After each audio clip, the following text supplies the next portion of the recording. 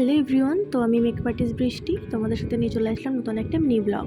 তো সেদিন আমার লোকেশন ছিল ঘুনিমেগি, আর এটা অনেকদিন আগেকারই একটা কাজ, তো আমার গ্যালারিতে পড়েছিল, তো ভাবলাম তোমাদের সাথে শেয়ার করা যাক। তো তখনও গিয়ে দেখলাম যে গায়ে হলুদ চলছিল, আর এখানে আমি সব সেট আপ রেডি করে বসেছিলাম। তো প্রায় 2 ঘন্টা লেট করে আমার ব্রাইড আমার কাছে আসলো। সব জায়গাতে এটাই হয়, হলুদের জন্য দেরি হয়ে যায়।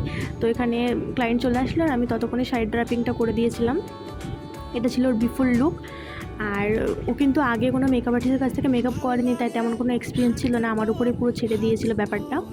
আর এই যে সুন্দর ফুলগুলো দেখতে পাচ্ছি, এগুলো কিন্তু কোনো কেনা ফুল নয়, সবই বাড়ির বাগানের ফুল, খুব সুন্দর ছিল ফুলগুলো। আর এখানে আমার ক্লায়েন্ট চলে আসলো, তো ততক্ষণ আমি আই মেকআপটা করে দিচ্ছি। আর বেস্টটা এটা কিন্তু ছিল ওর এইচডি প্যাকেজ ছিল সেদিন।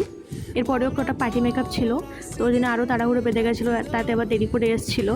তো একটা কথা তোমাদের সাথে শেয়ার করি, পুরো লুক যে সুন্দর আনতে, একটা বাঙালি বধূর যে সুন্দর লুকটা আনতে শুধু কিন্তু মেকআপটা ম্যাটার করে না, ম্যাটার করে শাড়ি ড্রাপিং, হেয়ার স্টাইল, আর যে জুয়েলারি বা টিকলি নোলক যেগুলোকে বলে, সেগুলো সবই।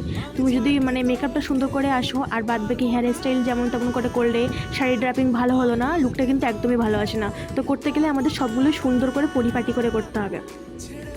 তো এখানে সব কিছু ডান হয়ে গেছে প্রায়। আর বাঙালি বধূ যদি কপাল ভরে না কলকা করি একদমই মানায় না, তো আমার ক্লায়েন্টেরও এটা ইচ্ছে ছিল যে সুন্দর করে কপাল ভরে কলকা করে দাও। তো কত মিষ্টি লাগছে, আর সামনে থেকে আরও বেশি সুন্দর লাগছিল। তো এখানে ফুলগুলো দিয়ে সুন্দর করে আমি খোপা ডেকোরেট করে দিয়েছি। আর কেমন লাগলো তোমাদের জানাবে প্লিজ। এই হলো আমার ক্লায়েন্টের ফুল লুক। এটাও খুব তাড়াহুড়ো করে নেওয়া হয়েছে একটা ভিডিও। তো টাটা।